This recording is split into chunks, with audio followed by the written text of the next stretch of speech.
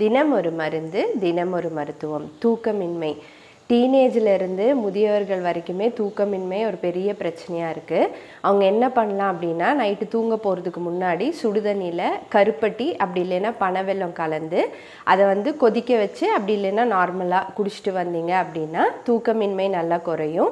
தூக்கமின்மை, டிப்ரெஷன், மனநோய் போன்ற எல்லா நோய்களுக்கும் நற்பவி கிளினிக்கில் ட்ரீட்மெண்ட் இருக்குது. கீழே இருக்க நம்பருக்கு காண்டாக்ட் பண்ணுங்கள். நன்றி.